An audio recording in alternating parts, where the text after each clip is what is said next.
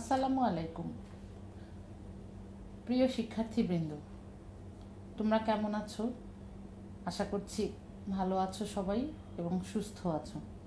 আমি বাংলা বিভাগের সহকারী অধ্যাপক মোসাম্মদ খুরজিস্তা আক্তারা বানু আবার আজকে উপস্থিত হয়েছি তোমাদের দুটো শিক্ষাবর্ষের ক্লাস নেওয়ার জন্য। একটি সম্মান প্রথম বর্ষ আর একটি সম্মান তৃতীয় বর্ষ। আমাদের আজকের পাঠ মৌলিক স্বরধ্বনি, অর্ধ স্বরধ্বনি এবং দ্বি-স্বরধ্বনি। এই ধ্বনিগুলো সম্পর্কে আমরা আজকে জানব। সম্মান তৃতীয় বর্ষের শিক্ষার্থীদের দৃষ্টি আকর্ষণ করছি, তোমাদের ধ্বনিবিজ্ঞান কোর্সটি আছে, যেহেতু অনলাইন ক্লাস। আমি এর আগে দুটো ক্লাস সম্মান প্রথম বর্ষের জন্য দিয়েছি। তোমরা সে দুটো ক্লাস অনুসরণ করে আমার এই ক্লাসটিকে অনুসরণ করবে, তাহলে তোমাদের জন্য বুঝতে সুবিধা হবে। এবং তোমরা ক্লাস অনুসরণ করেছো কি না সেটা জানার জন্য তোমরা অবশ্যই সম্মান প্রথম বর্ষের ক্লাসে তোমাদের রোলগুলোকে লিখে জানাবে মতামতে, তাহলে আমরা বুঝতে পারবো তোমরা ক্লাসটা অনুসরণ করেছো। চলো আমরা আজকে ক্লাসে চলে যাই। প্রথমেই মৌলিক স্বরধ্বনি। মৌলিক স্বরধ্বনি আসলে কোনো ভাষার একক ধ্বনি বা স্বরধ্বনি নয়, এটা একটা সামগ্রিক ধ্বনি। ধ্বনিবিজ্ঞানীগণ এটাকে চেষ্টা করেছেন পৃথিবীতে যত ভাষাভাষী আছেন তাদের সকলের ধ্বনি, যে সকল ভাষায় যে সকল ধ্বনি মৌলিকভাবে উচ্চারিত হয়। প্রথমে তোমাদের স্বরধ্বনি নিশ্চয়ই মাথায় আছে, যে স্বরধ্বনিগুলো কারো সাহায্য ছাড়াও উচ্চারিত হয়। এরই মধ্যে তারা তো স্বতন্ত্র স্বাধীন, এ আমরা জানি। এরপরেও মৌলিক স্বরধ্বনিগুলোর মধ্যে একটা একক ধ্বনি, যে ধ্বনিগুলো অন্য যে কোনো ধ্বনি থেকে আলাদা বৈশিষ্ট্য বহন করে, এইরকম ধ্বনিগুলোকে চিহ্নিত করেছেন ধ্বনিবিজ্ঞানীগণ। আমরা আজকে এই সামগ্রিক ভাষার মৌলিক স্বরধ্বনি সম্পর্কে জানব, পাশাপাশি বাংলা ভাষায় যে সকল মৌলিক স্বরধ্বনি আছে সে সম্পর্কেও জানব। মৌলিক স্বরধ্বনি সম্পর্কে একটি সংজ্ঞা তোমাদের এখানে দিই। ধ্বনিবিজ্ঞানী এবারক্রম্বিক বলেছেন, মানুষের সামগ্রিক স্বরধ্বনি সৃষ্টির আওতার মধ্যে এমন একটি স্থির এবং অপরিবর্তনীয় বিন্দু যার সঙ্গে যে কোনো স্বরধ্বনির তুলনামূলক অবস্থান দেখানো যায়। সংজ্ঞাটা আমি তোমাদের একটু বুঝিয়ে দিতে চাই, যে মানুষের সামগ্রিক স্বরধ্বনির, মানুষ তার স্বরের মাধ্যমে যতগুলো স্বরধ্বনি সৃষ্টি করতে পারে সেই আওতার মধ্যে এই মৌলিক স্বরধ্বনিগুলো প্রত্যেকটি একটি স্থির এবং অপরিবর্তনীয় বিন্দু। মানে আমরা যে সকল ধ্বনি জানবো সেটা প্রত্যেকটাই একটা স্থির জায়গা থেকে উচ্চারিত হবে এবং সেটা প্রত্যেকটাই অপরিবর্তনীয় থাকবে, যার সঙ্গে একটা বিন্দুর সঙ্গে আর একটা বিন্দুর আমরা তুলনামূলক অবস্থান দেখাতে সক্ষম হব। আমরা যদি বলি যে একটা ধ্বনি আমাদের বাংলা ভাষা থেকেই বলি বা সব ভাষায়ই আছে, ই এর যে অবস্থান যেখান থেকে উচ্চারিত হবে এর থেকে ঠিক তার আলাদা একটা অবস্থান তৈরি করে উচ্চারিত হবে এ। এই যে একটা বিন্দু থেকে, একটা স্থির বিন্দু থেকে ই উচ্চারিত হবে এবং এও একটা স্থির বিন্দু থেকে উচ্চারিত হবে। এই দুটা বিন্দুর মাঝখানে যে অবস্থানটা, সে তুলনামূলক অবস্থান আমরা দেখাতে পারবো। এর আগে তোমাদের একটু আমরা স্বরধ্বনি বিচারের যে মাপকাঠি পড়েছিলাম সেই ক্লাসটা তোমরা একটু অনুসরণ করবে। সেখানে আমরা স্বরধ্বনি বিচারের জন্য জিহ্বা, ঠোঁট, কোমল তালুর বিভিন্ন পরিবর্তনগুলো সম্পর্কে বলেছিলাম। মৌলিক স্বরধ্বনিগুলো ঠিক আমরা ওখানে মৌলিক স্বরধ্বনি সম্পর্কেই বলেছিলাম, পক্ষান্তরে বাংলা ধ্বনিগুলো নিয়ে আলোচনা করা হয়েছে। সেটা একটু মাথায় নিয়ে তোমরা আজকে ক্লাসটা করবে। মৌলিক স্বরধ্বনির সঙ্গে আসলে ইংরেজি ধ্বনিবিজ্ঞানী ড্যানিয়েল জোন্সের নাম আমরা ওতপ্রোতভাবে জড়িত দেখি, কিন্তু ড্যানিয়েল জোন্সের আগেও আরও কয়েকজন ধ্বনিবিজ্ঞানী এই মৌলিক স্বরধ্বনি সম্পর্কে চিন্তা ভাবনা করেছেন বা তাদের অস্তিত্ব উল্লেখ করেছিলেন। যেমন 1844 সালে ধ্বনিবিজ্ঞানী A.J. ইলিস প্রথম তিনি মৌলিক স্বরধ্বনি সম্পর্কে উপস্থাপন করেন। তারপরে ধ্বনিবিজ্ঞানী A.W. বেল তিনি সূচক বিন্দু নির্দেশ করেন, যে সূচক বিন্দুগুলোর আমরা কথা বললাম সেই সূচক বিন্দুগুলো নির্দেশ করেন এবং তিনি প্রথম মৌলিক স্বরধ্বনির ইংরেজি নাম কার্ডিনাল ভাওয়েল, এই কার্ডিনাল শব্দটি তিনি উল্লেখ করেন। যাই হোক, তারপরে এই ধ্বনিবিজ্ঞানীদের বিভিন্ন গবেষণা এবং সব কিছুকে বিচার বিশ্লেষণ করে একটি পরিণত অবস্থানে আমাদের সামনে উপস্থাপন করেছেন ড্যানিয়েল জোন্স। ড্যানিয়েল জোন্স এ ব্যাপারে প্রভাবিত হয়েছিলেন তারই ফরাসি শিক্ষক ধ্বনিবিজ্ঞানী পোল পাসির অনুপ্রেরণায় তিনি তাকে অনুপ্রাণিত করেছিলেন এই মৌলিক স্বরধ্বনিগুলোকে তালিকাভুক্ত করার জন্য। এবারে আমরা মৌলিক স্বরধ্বনির বিচারে ড্যানিয়েল জোন্স যে সকল প্রধান দিক উল্লেখ করেছেন সে সম্পর্কে একটু জেনে নেই। প্রথমেই তিনি বললেন মৌলিক স্বরধ্বনিসমূহ স্বেচ্ছা প্রণোদিতভাবে তালিকাভুক্ত। এই শ্রেণীর স্বরধ্বনি প্রক্রিয়া হচ্ছে একটি বর্ণনাত্মক মাধ্যম, ঠিক গল্পের মতোই একটা লেয়ার থেকে আরেকটা লেয়ারে চলে যায়। এমন কোনো বস্তু নয় একটা ভাষায় ব্যবহৃত থাকে, সব মৌলিক স্বরধ্বনি সব ভাষায় ব্যবহৃত হবে এমনও নয়, এক একটা মৌলিক স্বরধ্বনি এক এক ভাষায় ব্যবহৃত হয়। মৌলিক স্বরধ্বনিগুলো প্রকৃতভাবে নির্ধারণ করা হয় এবং অপরিবর্তনীয় বৈশিষ্ট্য বিদ্যমান থাকে। মৌলিক স্বরধ্বনিগুলো পরিধিমূলক স্বরধ্বনি। পরিধি শব্দটা তোমাদের মাথায় রাখতে হবে যে একটা নির্ধারিত এরিয়ার মধ্যেই এই ধ্বনিগুলো থাকে। এই জন্য বলেছে যে মৌলিক স্বরধ্বনিগুলো পরিধিমূলক স্বরধ্বনি, এবং এখানে প্রত্যেকটা স্বরধ্বনির বেলায় জিভের উচ্চতম অবস্থান স্বরধ্বনির সীমারেখা অবস্থিত হয়। অর্থাৎ মৌলিক স্বরধ্বনিগুলো একটা জিভের সীমানার মধ্যেই থাকবে, প্রত্যেকটা স্বরধ্বনি তার নিজেদের সীমার মধ্যেই থাকে, এর বাইরে তারা যায় না।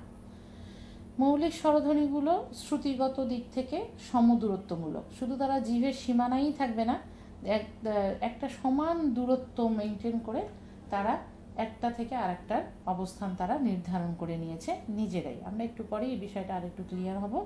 সাধারণত মৌলিক স্বরধ্বনির সংখ্যা, তিনি বললেন মৌলিক স্বরধ্বনির সংখ্যা 8, কিন্তু তিনি তার আরও অনেক গবেষণার মাধ্যমে 8-এর জায়গায় সংখ্যাটা একটু বাড়িয়ে দিয়েছিলেন। মৌলিক স্বরধ্বনির অবস্থান নির্দেশক চিহ্ন। আমরা বলেছিলাম মৌলিক স্বরধ্বনিগুলো একটা নির্ধারিত জায়গায় থাকবে, সমদূরত্ব ব্যবহার করবে এবং সেটা একটা সংখ্যা বা একটা অবস্থান তৈরি করবে। এখানে আমরা যে প্রথম 8টা সংখ্যা দেখেছিলাম সেই এই যে কালো যে চিত্রে যে গাঢ় অংশগুলো আমরা দেখছি সেখানে জিভের অবস্থান অনুসারে চিহ্নিত করে প্রত্যেকটা অবস্থানকে সংখ্যা দ্বারা চিহ্নিত করেছেন ড্যানিয়েল জোন্স। ড্যানিয়েল জোন্সের এই সংজ্ঞাটি আমরা বেশ গাণিতিক এবং একটা নির্দিষ্ট ছক অনুযায়ী দেখতে পাই। যেমন এক জায়গায় থাকবে, 2 ধ্বনিটা 2 জায়গায় উচ্চারিত হবে, 3 3, এভাবে ঘড়ির কাঁটার উল্টো দিকে 1 2 3 4 থেকে 8 সংখ্যক ধ্বনিগুলো আমরা পাবো।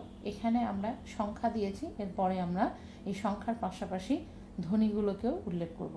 আরেকটি চিত্রে চলে যাই। প্রাথমিক ও দ্বৈতিক মৌলিক স্বরধ্বনি। জোন্সের মতে মৌলিক স্বরধ্বনি 2 ধরনের। একটা হলো ছকের সংখ্যা, আমরা যেটা দেখলাম 1 থেকে 8 ঘড়ির উল্টো ক্রমে আসছে, এই 1 থেকে 8 সংখ্যাগুলোকে জোন্স বললেন প্রাথমিক মৌলিক স্বরধ্বনি।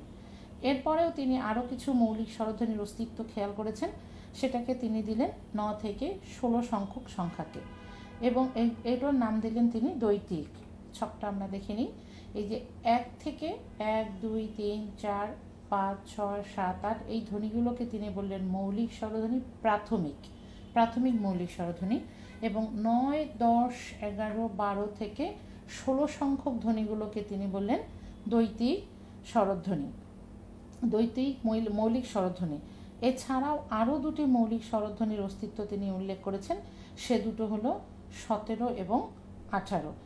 জোন্সের এই রেখাচিত্রের সাহায্যে দুটো স্বরধ্বনির এলাকা নির্দেশ করছেন, ক্রুশ চিহ্ন নির্দেশিত স্থানে তিনি একটি করে জায়গা দিয়েছেন জোন্স। আচ্ছা, এখানে এই 1 থেকে 18তম সংখ্যক ধ্বনিগুলো সম্পর্কে আমাদের বাঙালি ধ্বনিবিজ্ঞানী রামেশ্বর স্বরের একটি উক্তি আমি তোমাদের পড়ে শোনাচ্ছি। মুখের সামনের অংশ থেকে উৎপন্ন স্বরধ্বনিগুলো উচ্চারণের সময় আমাদের ওষ্ঠ কানের দিকে প্রসারিত থাকে, আর মুখের পেছনের অংশ থেকে উৎপন্ন স্বরধ্বনিগুলো উচ্চারণের সময় ওষ্ঠ গোল হয়ে কুঞ্চিত হয়ে থাকে, অর্থাৎ ঠোঁট কুঞ্চিত হয় এবং গোল হয়। কিন্তু কোনো কোনো ভাষায় এমন স্বরধ্বনি আছে যেগুলো মুখের সামনের বা অংশ থেকে উচ্চারিত হয়, যেগুলো উচ্চারণের সময় ওষ্ঠ কুঞ্চিত থাকে, কখনো কখনো সামনেও হয়। অর্থাৎ আমরা এখানে মৌলিক প্রাথমিক এবং দ্বৈতিকের মধ্যে একই অবস্থান থেকে উচ্চ নিম্ন মধ্য আমরা যেখান থেকে দেখি না কেন, এই প্রাথমিক এবং দ্বৈতিকের মধ্যে যে পার্থক্যটুকু দেখি, জিভের উচ্চতায় তাদের অবস্থান সমান আছে, ঠোঁটের গোল বা বর্তুলাকার ধারণের উপর তিনি এই প্রাথমিক এবং দ্বৈতিক সংখ্যাগুলো নির্ধারণ করেছেন। যে মূলত পার্থক্যটা হলেই ঠোঁটের গোলাকার অবস্থান, কোনোটাতে বেশি কোনোটাতে কম।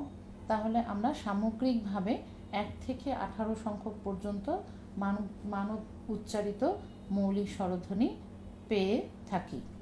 এখন আমরা চলো, আমি তোমাদের জন্য একটি ভিডিও ক্লিপ নিয়ে এসেছি। আচ্ছা, তার আগে মৌলিক স্বরধ্বনির সীমানা। আমরা যদি প্রথম চিত্রটাতে আবার একটু ফিরে যাই, তোমরা একটু দেখবে এখানে হলো 1 সংখ্যক ধ্বনিটা যে জায়গায় আছে, ঠিক 5 সংখ্যক ধ্বনিটা তার সোজা কৌণিকভাবে নিচে অবস্থান করছে। এই 1 এবং 5 এই দুটোকে জোন্স মৌলিক সীমানা দিলেন, যে 1-এর থেকে ধীরে ধীরে পর্যায়ক্রমে সম দূরত্ব বজায় রেখে ধ্বনিগুলো উচ্চারিত হয়েছে। এই জন্য এটাকে ইনি সামনের অংশ এবং এটা একটা পশ্চাৎ অংশ দিয়ে এটাকে সীমানা দিয়েছেন, মাঝখানে বাকি ধ্বনিগুলোকে তিনি বিশ্লেষণ করেছেন। এবার তোমাদের এই রেখাচিত্রটা বুঝতে সুবিধা হবে। তিনি কি বললেন, যে এই রেখাচিত্রের সাহায্যে দুটো স্বরধ্বনির এলাকা নির্দেশ করেছেন। ক্রুশ চিহ্ন নির্দেশিত স্থানের সম্মুখভাগে 1 নম্বর ধ্বনিটি, এরপরে ধ্বনিগুলোকে তিনি সমদূরত্বে তাদের অবস্থান নির্দেশ করেছেন এবং এই মুখের এই ক্রুশ চিহ্নিত সংখ্যাটি হলো 5 সংখ্যক ধ্বনি। এরই মাঝখানে সমগ্র ধ্বনিগুলোই উচ্চারিত হয়ে থাকে।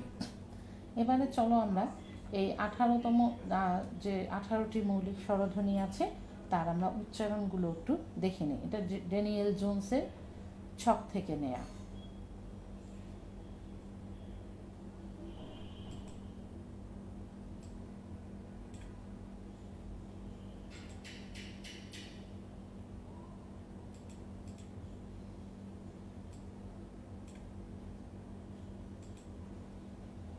The 8 primary cardinal vowels, each pronounced twice short and once long.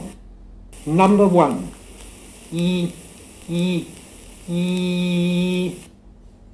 Number 2, A, A, A. Number 3, E, E, E. Number 4, A, A, A. Number 5, A, A, A. Number 6, O, O, O. Number 7, O, O, O. Number 8, U, U, U. Here are the first 8 secondary cardinal vowels said approximately on the note F natural of New Philharmonic pitch. E, E, E. E, E, E. A, A, A.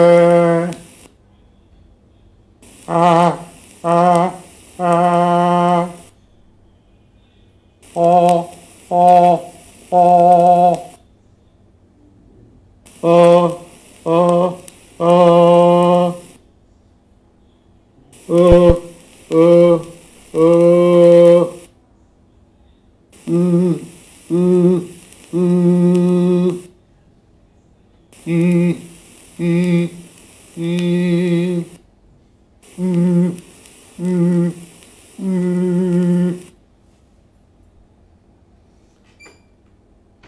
এই হলো আমাদের 1 থেকে 18 সংখ্যক ধ্বনিগুলোর উচ্চারণ। এবার আমরা চলো জেনে নেই, যেহেতু আমি শুরুতেই বলেছি সব মৌলিক স্বরধ্বনি আমরা সব ভাষায় পাবো না, তেমনি বাংলা ভাষায় সবগুলো মৌলিক স্বরধ্বনি আমরা পাবো না। তবে বাংলা ভাষায় মৌলিক স্বরধ্বনি নিয়ে ধ্বনি বিজ্ঞানীদের মধ্যে অনেক মত পার্থক্য আছে। যেমন সুকুমার সেনের মতে উনি বলেছেন যে আমাদের বাংলায় মৌলিক স্বরধ্বনির সংখ্যা 8। মোহাম্মদ আব্দুল হাইও এই সংখ্যাটাকে তিনি আস্থাশীল মনে করলেন। তিনিও মনে করলেন যে বাংলায় স্বরধ্বনিগুলো হচ্ছে মৌলিক স্বরধ্বনির সংখ্যা 8। চলো এবার আমরা তার মৌলিক স্বরধ্বনিগুলো সম্পর্কে আমরা একটু দেখে নিই।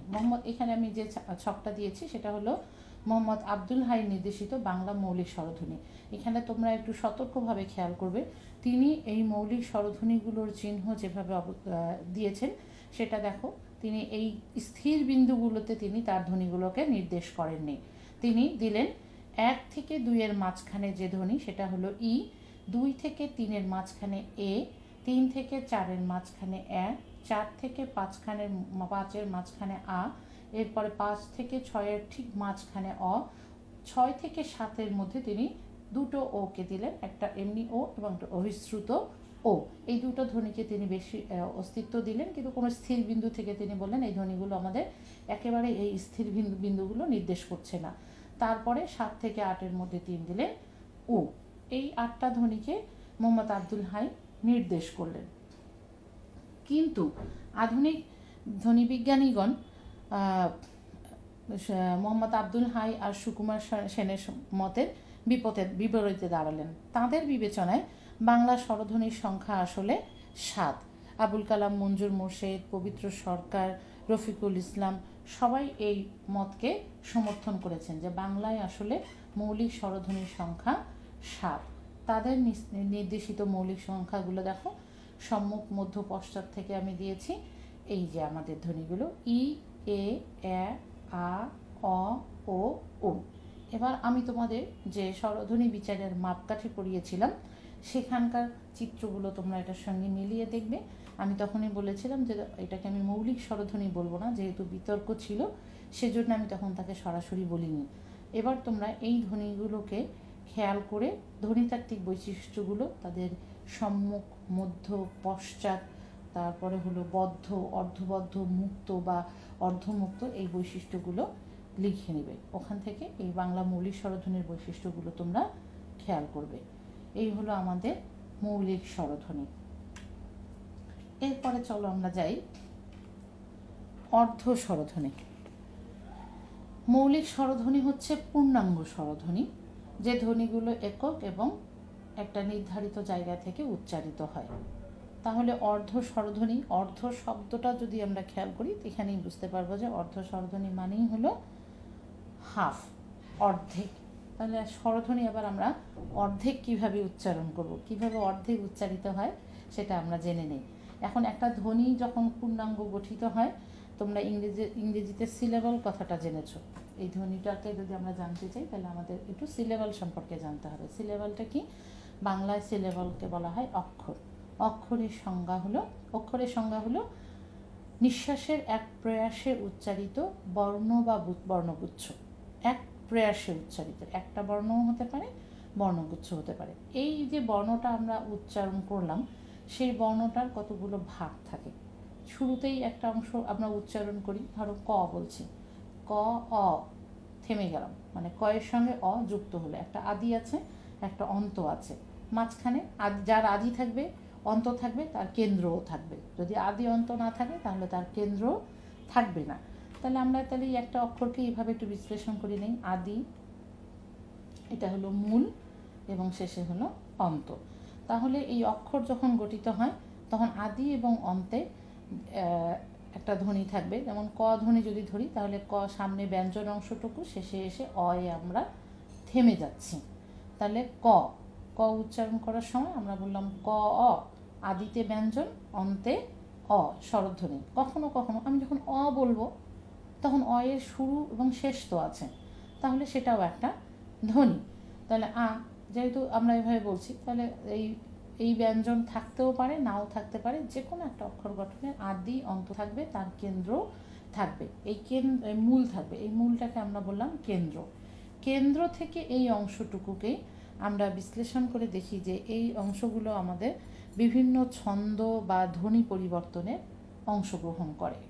যদি বলি যে খাই, যাই, বা যেও, এসো, যাও, যাও, এরকম করে বলছি, তখন যা ও এই একটা থেকে আর একটা ধ্বনি যাওয়ার পরের অংশটুকুকেই আমরা তখন মাত্রা হিসেবে গণনা করি ছন্দে, এবং ধ্বনি পরিবর্তনের কাজে তারা অংশগ্রহণ করে। এভাবে একটা অক্ষর গঠিত হয়। এই অক্ষরের রেখাচিত্রটি দিয়েছেন আমাদের ভাষাবিজ্ঞানী পবিত্র সরকার। এবার চলো আমরা অর্ধ স্বরধ্বনির বৈশিষ্ট্য এবং সংজ্ঞা সম্পর্কে জেনে নেই। অর্ধ স্বরধ্বনির শুরুতেই আবার সেই ড্যানিয়েল জোন্সের কাছেই যাই আমরা। অর্ধ স্বরধ্বনি তিনি বলেছেন যে এক ধরনের ঘোষ ও স্বরিত ধ্বনি, যা সৃষ্টিতে বাকযন্ত্রের তুলনামূলকভাবে একটি গৌণ স্বরধ্বনি উচ্চারণের প্রস্তুতি গ্রহণ করে। যে এক ধরনের স্বরিত ধ্বনি, এটা হচ্ছে কি শুরুতেই একটা ধ্বনি উচ্চারণের জন্য তৈরি হয়ে যায়, কিন্তু শেষ পর্যন্ত ধ্বনিটি গঠিত না হয়ে অন্য একটি পূর্ণাঙ্গ স্বরধ্বনি গঠনের জন্য প্রস্তুত হয়। অর্থাৎ দুইটা স্বরধ্বনির মাঝখানে অবস্থান করে এবং একটা থেকে আর একটা যাওয়ার মাঝখানে একটা স্বরের একটা বৈশিষ্ট্য ধারণ করে, সেটা পূর্ণাঙ্গ রূপ লাভ করে না। এই রকম ধ্বনিগুলোকে বলা হচ্ছে অর্ধ স্বরধ্বনি। তারপরে এই সম্পর্কে ব্লক ও ট্র্যাগার আরও সুন্দর করে বললেন যে প্রতিটি অক্ষরের কেন্দ্রে থাকে একটি স্বরধ্বনি, প্রতি সিলেবাল যেখানেই স্বরধ্বনি সেটি তার কেন্দ্র, তার দুদিকে ব্যঞ্জন থাকতেই পারে, একটা পারে একাধিকও থাকতে পারে, আবার একেবারে নাও থাকতে পারে। আগের ব্যঞ্জন বা ব্যঞ্জনগুলোকে আমরা যদি আদি বলি, যে অক্ষরটা আমি বললাম, শেষের ব্যঞ্জন আর ব্যঞ্জনগুলোকে অন্ত বলি, আর কেন্দ্রের নামটা পিক। এভাবে ব্লক আর ট্র্যাগার তাদের ধ্বনিগুলোকে আমাদের সামনে উপস্থাপন করলেন। এখন আধুনিক সংজ্ঞা ধ্বনির অর্ধ স্বরধ্বনিকে আরও একটু অন্যরকমভাবে বিশ্লেষণ করা হচ্ছে। অর্ধ স্বরধ্বনি হচ্ছে সেই অপূর্ণ বা অগঠিত স্বর যা কখনোই অক্ষরের চূড়ায় অবস্থান করে না। ওই যে কেন্দ্র কথাটা তখন আমরা প্রথমেই উল্লেখ করেছি, সেই কেন্দ্রে কখনোই অর্ধস্বর অবস্থান করতে পারে না। তার আসন সবসময় চূড়ার পাদদেশে নির্দিষ্ট এবং স্বর হিসেবে চিহ্নিত হলেও গভীরতর বিবেচনায় তার আত্মীয়তা বা নৈকট্য ব্যঞ্জনের দিকে, অর্থাৎ অন্তের দিকে সে চলে যায়। সে আসলে উপরে উঠতে পারে না, সে তো অর্ধেক, কাজে তার উচ্চতায় অত দূর যাওয়া সম্ভব না। সেই হিসেবে ব্যঞ্জন সদৃশ স্বরই হলো অর্ধ স্বরধ্বনি। প্রিয় শিক্ষার্থীরা, আমি চেষ্টা করছি ব্ল্যাকবোর্ড ছাড়াই তোমাদেরকে এই ধ্বনিবিজ্ঞানের মতো একটা বিষয়কে আত্মস্থ করানোর। আমি আশা করব এখন পর্যন্ত যতটুকু বিশ্লেষণ করেছি তোমরা বুঝতে পেরেছ। এবারে চলো অর্ধ স্বরধ্বনির ধ্বনিতাত্ত্বিক কিছু বৈশিষ্ট্য দেখে নিই। জিহ্বার অবস্থানের দিক থেকে অর্ধ স্বরধ্বনির নির্দিষ্ট কোনো স্থান নেই। আমরা মৌলিক স্বরধ্বনির সময় তার একদম স্থির বিন্দু পেয়েছিলাম, কিন্তু বর্তমানে অর্ধ স্বরধ্বনিগুলোর এরকম কোনো স্থির বিন্দু নেই। উচ্চারণের সময়ের দিক থেকে অর্ধ স্বরধ্বনির স্থিতিকাল অত্যন্ত অল্প এবং মুখের মধ্যে ধ্বনিটি তৈরি হতে না হতেই উচ্চারিত হয়ে যায়। এতই কম সময়ে থাকে যে ধ্বনিটাকে ধরা খুব কষ্টকর হয়ে যায়। স্বরধ্বনির তুলনায় উচ্চারণে জিভ উচ্চতর ও বায়ুপথ সংকীর্ণতর হয় বলে জিভটা যখন উঁচু হয়ে যাবে তখন বায়ুপথ ছোট হয়ে যাবে। এই জন্য অর্ধ স্বরধ্বনি সবচেয়ে কম অনুরণিত হয়। আমরা এর আগে দেখেছিলাম অনুরণনশীল ধ্বনিগুলো হচ্ছে স্বরধ্বনি, কিন্তু যেহেতু জিভ উচ্চ অবস্থানে চলে যায়, যাওয়ার চেষ্টা করে, বায়ুপথ সংকীর্ণ হয়, সেই জন্য এটা কম অনুরণিত হয়। এই হলো অর্ধ স্বরধ্বনির সংজ্ঞা ও বৈশিষ্ট্য। এবারে চলো আমরা অর্ধ স্বরধ্বনি সম্পর্কে বাংলা অর্ধ স্বরধ্বনিগুলো জেনে নিই। বাংলার মৌলিক স্বরধ্বনির মতোই বাংলা অর্ধ স্বরধ্বনিতেও আমাদের ধ্বনিবিজ্ঞানীদের পার্থক্য ব্যাপক এবং বলতে গেলে অনেকখানি প্রবল। সেখানে কাছাকাছি থাকলেও এখানে অনেকখানি আমরা মত পার্থক্য দেখতে পাই। যেমন বাংলা অর্ধ স্বরধ্বনির ধ্বনিবিজ্ঞানী সুনীতি কুমার চট্টোপাধ্যায়, সুকুমার সেনের মতে তারা বললেন যে বাংলা অর্ধ স্বরধ্বনি হলো অন্তস্থ ব আর অন্তস্থ অ। তারা এই দুটোকে অর্ধ স্বরধ্বনি হিসেবে চিহ্নিত করলেন। মোহাম্মদ আব্দুল হাই তার সঙ্গে যুক্ত করলেন যে না, অন্তস্থ ব অন্তস্থ অই না, এর সঙ্গে ই আরেকটি ধ্বনি আছে, যে ধ্বনিটিও অর্ধ স্বরধ্বনি। এই যে আমি এখানে তাদের উদাহরণ দিয়েছি, যে মোয়া, আমি প্রথমে বলি ও এবং আ, এর মাঝখানে এই ডব্লিউ চিহ্নিত যে আমরা অন্তস্থ অ ব বলি, এই ধ্বনিটা খুবই অল্প সময়ের জন্য থাকে। মোয়া, তোমরা নিজেরা একটু উচ্চারণ করে দেখো, মোয়া মো ও, এরকম করে আমরা অনেকক্ষণ ধরে রাখতে পারছি না। এই ধ্বনিটা খুব স্থিতিকাল খুবই কম এবং সেটা কোনো উপরে উঠে যাচ্ছে না, এই ধ্বনি থেকে এই ধ্বনি যাওয়ার মাঝখানে সামান্যভাবে ছুঁয়ে যাচ্ছে, এটাকে তারা বললেন। যাই হোক, মুয়া কুয়া, তেমনিভাবে পায়া মায়া পিউ নিয়া, এই মাঝখানে আই এখানে ওয়াই চিহ্নিত অন্তস্থ অ ইংরেজিতে বলা হয়, এটাকে তারা বললেন অর্ধ স্বরধ্বনি। কিন্তু মূলত এগুলোকে এই যেমন ইএস শব্দটা যখন আমরা বলি ইংরেজিতে ওয়াই ইএস, এই ধ্বনিগুলো আসলে ইংরেজিতে স্বরধ্বনি হিসেবে ব্যবহৃত হয়, বাংলা বর্ণমালায় এই ধ্বনিগুলো স্বরধ্বনি হিসেবে ব্যবহৃত হয় না। এদের অস্তিত্ব একেবারেই অস্বীকার করলেন আধুনিক বাঙালি ধ্বনিবিজ্ঞানীগণ। তারা বললেন যে অন্তস্থ ব অন্তস্থ অ ইংরেজিতে অর্ধ স্বরধ্বনির মর্যাদা পেলেও এগুলি বাংলা অর্ধ স্বরধ্বনি নয়। তোমরা আবুল কালাম মঞ্জুর মোর্শেদের বইটাতে দেখবে। তাকে আরও অনেকেই সমর্থন করলেন ফার্গুসন, মুনির চৌধুরী, পবিত্র সরকার। তারা বললেন যে বাংলায় আসলে অর্ধ স্বরধ্বনি 4টি। সে 4টি হলো, দেখে নেই, এই 4টি। এখানে একটা চার্টের মাধ্যমে আমি দিয়েছি জিভের অবস্থা, সম্মুখ এবং পশ্চাৎ। তারা বললেন ই, এ, উ, ও, এই 4টিকে তারা বাংলা অর্ধ স্বরধ্বনি বললেন।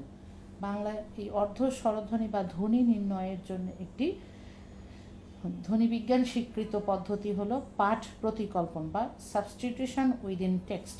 টেক্সটের মাধ্যমে দুটো পাশাপাশি জোড়া শব্দ দিয়ে আমরা এই ধ্বনিগুলোকে বিশ্লেষণ করি কিভাবে উচ্চারিত হয়। এই পাঠ প্রতিকল্পনের মাধ্যমে আমরা যদি দেখি, তারা বললেন, একটু খেয়াল করবে, ই ধ্বনিটি প্রথমেই আমার যাই এই কাজ করেছে, যাই আ ই, এখানে খুব মানে সংক্ষিপ্তভাবে একটু প্রেশার দিয়ে কিন্তু খুব অল্প সময়ের জন্য উচ্চারিত হয়েছে, আমার যাই এই কাজ করেছেন। তেমনিভাবে এই এখানে একটা পূর্ণাঙ্গ ধ্বনি রূপ পেয়েছে, আজ যাই আমি এখানে থাকছি, মানে স্থির হয়ে আছে আমার ই, এখানে এই স্থির নেই। তাই এই জন্য তারা এই দুটো ধ্বনিকে, এই দুটো শব্দকে পাশাপাশি দিয়ে পাঠ প্রতিকল্পন তৈরি করেছেন। এভাবে তারপরে আমার এ কাজ করেছে, সে রোজ বাজারে যায়, এখানে এটা স্থির হয়ে আছে, এখানে স্থির নেই। এইভাবে এ এবং ও, এই 3টি ধ্বনির তারা অস্তিত্ব পাঠ প্রতিকল্পনের মাধ্যমে আমাদের সামনে উপস্থাপন করতে পেরেছেন। বাংলা ভাষার সীমাবদ্ধতার কারণে উ এর কোনো পাঠ প্রতিকল্পন বা জোড় সংখ্যা পাওয়া যায়নি। তারপরও তারা এই উকে বাংলা অর্ধ স্বরধ্বনি হিসেবে স্বীকৃতি দিয়েছেন। তাহলে এই হিসেবে বাংলা ভাষায় অর্ধ স্বরধ্বনি হচ্ছে ই, এ, ও এবং উ। ঠিক এরকম পর্যায়ক্রমে তারা একটা বিশ্লেষণ করার চেষ্টা করেছেন। এই হলো আমাদের বাংলা অর্ধ স্বরধ্বনি। এরপরে চলে যাই যৌগিক বা দ্বি স্বরধ্বনিতে। আচ্ছা, আমরা অর্ধ স্বরধ্বনি পেলাম, মানে হাফ ভাওয়েল, শুধুমাত্র কার্ডিনাল ভাওয়েল পেলাম। এবার হলো এটাকে বলা হবে কি, জয়েন্ট ডিপথং বা যুগ্ম স্বরধ্বনি বলা হয় এগুলোকে। যুগ্ম শব্দটা থেকেই তোমরা বোঝো যৌগিক বা দ্বি, এখানে যৌগ তৈরি করেছে, অর্থাৎ দুটো স্বরধ্বনি পাশাপাশি অবস্থান করলে উচ্চারিত হলে সেটা দ্বি স্বরধ্বনি হচ্ছে। আর একটা কথা তোমাদের এখানে বলে দিই, মৌলিক অর্ধ স্বরধ্বনিগুলোকে কোনো পিচ্ছিল ধ্বনি বলা হয়, অর্থাৎ এটা একটুখানি ছুঁয়ে যায়। তেমনি দ্বি স্বরধ্বনিগুলো একটা স্বরধ্বনি এখানে পূর্ণাঙ্গ থাকে। আমরা একটু দেখে নেই, এখানে দুটো উদাহরণ আছে, বই এবং মু, পাশাপাশি দুটো ধ্বনি স্বরধ্বনি। ইংরেজিতে যদি দেই, আমরা বাংলায় যখন লিখি ব জানি এর সঙ্গে অ আছে, ও এবং আই, ও এবং উ, এই দুটো ধ্বনি বই এবং মৌ পাশাপাশি, এই দুটোকে বলা হচ্ছে দ্বি স্বরধ্বনি বা যৌগিক স্বরধ্বনি। তার মানে দুটো পাশাপাশি স্বর যখন একই সঙ্গে উচ্চারিত হবে সেই ধ্বনিগুলোকে বলা হবে যৌগিক বা দ্বিস্বর, একই সাথেই উচ্চারিত হতে হবে। সাধারণ বৈশিষ্ট্য যৌগিক স্বরের, দুটো স্বরধ্বনি একসঙ্গে একই প্রয়াসে উচ্চারিত হবে। রূপমূল দুটো স্বরধ্বনির পাশাপাশি ব্যবহৃত হয়, দূরে থাকলে হবে না, একদম কাছাকাছি থাকতে হবে। প্রথম স্বরধ্বনি দ্বিতীয় স্বরধ্বনির তুলনায় দীর্ঘ এবং স্পষ্ট। প্রথম স্বরধ্বনির তুলনায় দৈর্ঘ্য স্বরধ্বনির বৈশিষ্ট্যপ্রাপ্ত এবং দ্বিতীয় স্বরধ্বনি পিচ্ছিল, অর্থাৎ অনেকখানি অর্ধ স্বরধ্বনির মতোই। পিচ্ছিল ধ্বনি, অর্ধ স্বরধ্বনিগুলো পিচ্ছিল ধ্বনি, এগুলো পিচ্ছিল ধ্বনি, কিন্তু অর্ধ স্বরধ্বনির সঙ্গে এর পার্থক্য হলো, এটা হলো অর্ধ স্বরধ্বনি দুটো যৌগিক ব্যঞ্জনের মাঝখানেও উচ্চারিত হতে পারে, কিন্তু এই দ্বিস্বরধ্বনি একদম পাশাপাশি দুটো স্বরের অবস্থান হতেই হবে। তাহলে এই স্বরধ্বনি দুটি সমও হতে পারে, অসমও হতে পারে। যেমন আমাদের নিয়মিত দ্বিস্বর আছে আমাদের বর্ণমালায়, যেমন দীর্ঘ ই, দুটো ই একসঙ্গে যুক্ত। তারপরে দীর্ঘ উ, দুটো উ একসঙ্গে যুক্ত। ওই, ও এবং ই, ও, ও এবং উ, এগুলো এই চারটা ধ্বনি আমরা বাংলায় যৌগিক বা দ্বিস্বর ধ্বনি, নিয়মিত ধ্বনি হিসেবে বর্ণমালায় পাই। এছাড়াও আমাদের আরও কিছু ধ্বনি আছে। তার মানে যৌগিক স্বরধ্বনি হলো পাশাপাশি অবস্থিত নিঃশ্বাসের এক প্রয়াসে উচ্চারিত দুটো স্বরধ্বনি, যার প্রথমটা হবে পূর্ণদৈর্ঘ্য, দ্বিতীয়টা হবে পিচ্ছিল জাতীয় ধ্বনি। এখন চলো আমরা ধ্বনি বিজ্ঞানীগণ এখানেও মতামত দিয়েছেন। তার প্রথমেই আমরা দেখে নিই সুনীতি কুমার চট্টোপাধ্যায়ের। তিনি বাংলায় বললেন যে মোট 25টি অর্ধ স্বরধ্বনি আছে। 25টি স্বরধ্বনির সারণী আমি এখানে দিয়েছি। তোমরা এই সুনীতি কুমার চট্টোপাধ্যায়ের বই যদি না পাও, তাহলে জিনাত ইমতিয়াজের বইয়ে এই চার্ট পাবে, অথবা আমার এখান থেকে তোমরা দেখে নিতে পারো। ধ্বনিগুলো একটু দেখে নিও। এখন এতগুলো আমি পড়বো না, উদাহরণ সহ দেয়া আছে, ই এ নিয়ে ইত্যাদি। এরকম 1 থেকে 25 সংখ্যক ধ্বনিগুলোকে দ্বিস্বর ধ্বনি বলা হয়। ধ্বনিবিজ্ঞানী আব্দুল হাই তিনিও খুব সুন্দর করে ধ্বনিবিজ্ঞানের বর্ণনা দিয়েছেন। তার কাছে আমরা ধ্বনিগুলোকে তিনি আবার দুটো ভাগে ভাগ করেছেন। তার মতে টোটাল 31টি ধ্বনি হলো বাংলায় যৌগিক স্বর বা দ্বিস্বর ধ্বনি। তিনি এই 31টি স্বরকে দুটো ভাগে ভাগ করলেন। প্রথমটাকে বললেন নিয়মিত। এই সারণীতে তিনি অবস্থান দিলেন 19টি ধ্বনির। 19টি ধ্বনি, যেমন ই ই উ, এভাবে 1 থেকে 19 সংখ্যক ধ্বনিগুলোকে তিনি বললেন নিয়মিত স্বরধ্বনি, যেগুলো আমরা আমাদের সবসময় উচ্চারণে পেয়ে থাকি। এরপরে চারটি সম্ভবত আমি দিতে পারি নাই, এটা আব্দুল হাইয়ের বই থেকে তোমরা একটু নিয়ে নিবে, আমার ছবিটা এখানে মিসিং হয়ে গেছে। পরে তিনি 1 থেকে 12 সংখ্যক ধ্বনিগুলোকে বললেন হচ্ছে অনিয়মিত যৌগিক স্বর। আমি একটু বলে নিই, ইয়া, ইয়ে, ইও, আবার হচ্ছে এও, এয়া, অয়া, ওয়া, ওয়ে, উয়ে, উয়া, উও। এই 12টি ধ্বনিকে তিনি বললেন অনিয়মিত যৌগিক স্বর। সুকুমার সেন, আব্দুল হাই তাদের মতামতকে সম্মান জানিয়েই আমাদের আধুনিক ধ্বনিতাত্ত্বিকগণ আবার তারা বললেন যে না, আসলে উচ্চারণের দ্বৈত এবং উচ্চারণের বিভিন্ন পার্থক্য থাকলেও সবগুলো ধ্বনি আমাদের উচ্চারিত হয় না সর্বসাকুল্যে। তারা বর্তমান বা ধ্বনিবিজ্ঞানীগণ বললেন ও আচ্ছা, এই অনিয়মিত এই শব্দটা এখানে হবে না, এখানে পবিত্র সরকার নির্দেশিত বাংলা যৌগিক স্বর। তিনি বললেন যে আসলে বাংলায় 1 থেকে 17 এই 17টি দ্বিস্বর আছে, 17টি দ্বিস্বর আছে। আমি আবারও বলছি, এই অনিয়মিত শব্দটি এখানে হবে না। এটা আমার অন্য একটি ছবি বা আব্দুল হাইয়ের ছবিটি আমি এখানে দিতে পারিনি বা সংযোজিত হয়নি, এই মুহূর্তে পরিবর্তন করা সম্ভব হচ্ছে না, তোমরা বই থেকে নিবে। এই 1 থেকে 17 সংখ্যক ধ্বনিটি হলো আমাদের বর্তমান যে ধ্বনি নিয়ে যে সকল ভাষাবিজ্ঞানী আলোচনা করেছেন বাঙালি, তারা বলছেন যে বাংলায় 1 থেকে 17 সংখ্যক ধ্বনি হচ্ছে দ্বিস্বর ধ্বনি। এখানে ধ্বনিগুলোর ধ্বনিতাত্ত্বিক বৈশিষ্ট্য আমি দিয়েছি। স্বরধ্বনির বৈশিষ্ট্য যখন তোমরা বিশ্লেষণ করবে তখন দেখবে যে কোনটার উপস্থিতি এখানে আছে। এখানে দি, ই, এখানে হলো ই দ্বিস্বর, তারপরে পরেরটাতে উ দ্বিস্বর হিসাবে আছে, পিউ, মাঝখানে দ্বিস্বরটা আছে, ই এবং উ এখানে পূর্ণাঙ্গ রূপ পেয়েছে। এইভাবে তারা 1 থেকে 17 সংখ্যক ধ্বনিগুলোকে দ্বিস্বর বা যৌগিক স্বর বললেন। প্রিয় শিক্ষার্থীরা, আজকে এ পর্যন্তই। আমি আমার অবস্থান থেকে আন্তরিকভাবে তোমাদের জন্য চেষ্টা করেছি যতটুকু সম্ভব এত কারিগরি বা প্রযুক্তিগত দিক থেকে এটাকে তুলে নিয়ে আসা, বা সেই অনুযায়ী তোমাদের সামনে না পেয়ে যেভাবে সম্ভব আমি আমার আন্তরিকতা দিয়ে আজকের উপস্থাপনটি তৈরি করার চেষ্টা করেছি। তোমরা যদি বুঝে থাকো আমি সার্থক, আর যদি নাও বুঝে থাকো তাহলে তোমরা আমার সঙ্গে যোগাযোগ করবে অথবা অপেক্ষা করবে আমরা যখন ক্লাসরুমে ফিরব, তখন আরও সুন্দরভাবে একদম ব্ল্যাক বোর্ডে বুঝিয়ে দেওয়ার আমি চেষ্টা করব। তারপরে তোমাদের জন্য আমি বাসায় অনুশীলন রেখেছি, তোমরা বাসায় এটা খাতায় লিখবে। আমরা একটা চেষ্টা করছি তোমাদের কাছে অ্যাসাইনমেন্ট নেওয়ার, তোমরা প্রস্তুতি গ্রহণ করবে। ধ্বনিতাত্ত্বিক বৈশিষ্ট্য উল্লেখপূর্বক আলোচনা করবে, মৌলিক স্বরধ্বনি, অর্ধ স্বরধ্বনি এবং দ্বি বা যৌগিক স্বরধ্বনি সম্পর্কে।